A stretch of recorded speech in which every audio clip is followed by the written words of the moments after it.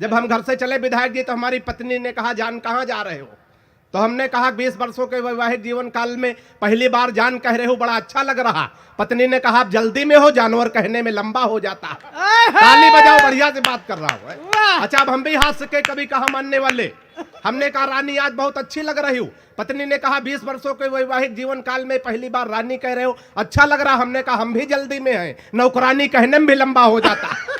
तो थोड़ा बढ़िया देखे, कवि सम्मेलन में जो कभी आएंगे बार बार कहेंगे कि ताली वाली बात आपसे करेंगे। कवि सम्मेलन में आदरणीय प्रदेश अध्यक्ष जी की उपस्थिति है। कवि सम्मेलन में भैया 3 लोगों की जिम्मेदारी होती है। एक तो संचालक जो सबसे बढ़िया काम आप कर रहे हैं, दूसरे कवि जिन पे कोई शक नहीं हमारे अलावा कि जमे न जमे, और तीसरे श्रोता सबसे बड़ी जिम्मेदारी आपकी होती है। अगर एक की भी जिम्मेदारी कम हुई तो कवि सम्मेलन जमने वाला नहीं। अभी हम आ रहे थे, रास्ते में सड़क किनारे एक आदमी गड्ढा खोद रहा था, दूसरा आदमी उसमें मिट्टी डाल रहा था। फिर अगर आदमी गड्ढा खोदे, दूसरा मिट्टी डाले, हम रुक गए। हमने कहा बोले भाई साहब कौन सा कार्यक्रम चल रहा? एक आदमी गड्ढा खोद रहा, दूसरा मिट्टी डाल रहा, मतलब कोई नहीं। उसने कहा तुम हो बौखल, नहीं समझोगे, ये वन विभाग की तरफ से वृक्षारोपण का कार्यक्रम चल रहा। इसमें 3 लोगों की ड्यूटी लगाई गई थी। एक आदमी गड्ढा खोदेगा, दूसरा पेड़ रखेगा, तीसरा मिट्टी डालेगा। जो पेड़ रखने वाला है छुट्टी पर है, हम लोग अपना काम कर रहे हैं। तो आप पेड़ रखने वाले जरा बढ़िया से तालियां बजा के थोड़ा माहौल बना दीजिए।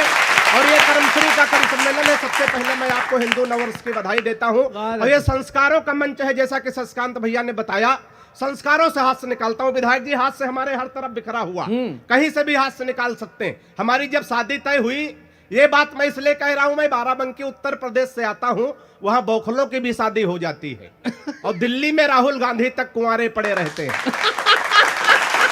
तो संस्कारों से हाथ से हमारी जब शादी तय हुई भैया, तो कन्या पक्ष से प्रस्ताव रखा गया, लड़का कभी है जिसका इस मामले में भी अपन आत्मनिर्भर है। केवल राहुल गांधी नहीं, अपने हरिओम पवार जी की भी नहीं हुई। नहीं, पवार साहब के तो आए थे, लेकिन उनका कोई आया नहीं। बड़ी बात तो ये है ना। तो थोड़ा बढ़िया से सुनिएगा। कन्या पक्ष से प्रस्ताव रखा गया, लड़का कवि, हम जिसका जिसका परिचय कराएंगे, लड़के को कविता में प्रणाम करना।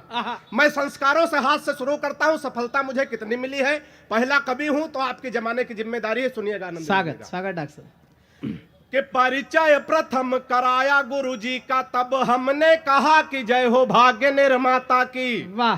कि परिचय प्रथम कराया गुरुजी का, तब हमने कहा कि जय हो भाग्य निर्माता की। और सास और ससुर को सामने जो लाया गया, एकाएक हम बोले जय हो पिता माता की। कि परिचय तीसरा कराया जब साले का, तो चौथी पंक्ति पे आनंद आ जाए तो तालियां खोल के बैठिएगा। कि परिचय तीसरा कराया जब साले का, तो हमने कहा कि जय हो पत्नी के भ्राता की। और बिटिया दिखा के बोले गऊ जैसी बेटी मेरी, हमने कहा कि जय बोलो गऊ माता। तालियां बढ़िया से आनी चाहिए। हम लोग विसंगतियों से हाथ से निकालते हैं विधायक जी। अगर हम किसी मरीज को भी देखने जाए, वहां भी उसको हंसाने की कोशिश करें, ना कि वहां मुंह लटका के बैठे।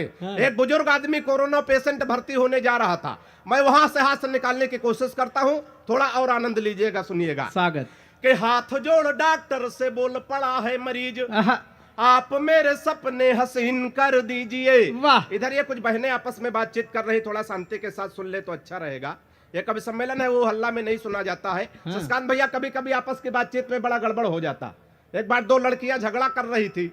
एक कह रहे थे तुमको तुम्हारा पति लूला मिले, झगड़ा हो रहा था। दूसरी कहे तुमको लंगड़ा मिले, झगड़ा हो रहा था। वो कहे लूला मिले, वो कहे लंगड़ा मिले। उधर से 2 लूला लंगड़ा जा रहे थे। झगड़ा सुना तो कहा बहन जी हम लोग रुके कि जाए। तो एक बार इनके लिए तालियां बजा दो ताकि कभी समझे।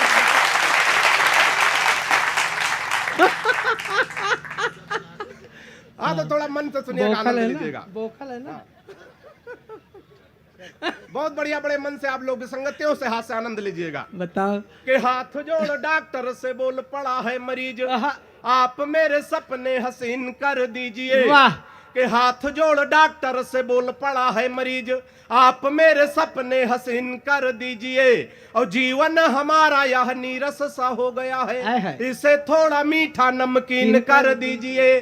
जीवन हमारा यह नीरस सा हो गया है, इसे थोड़ा मीठा नमकीन कर दीजिए।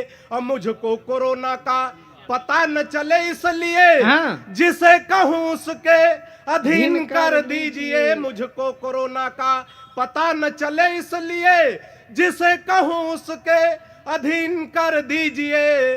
और जिस वार्ड में कनिका कपूर भर्ती है हमको उसी में क्वारंटीन कर दीजिए।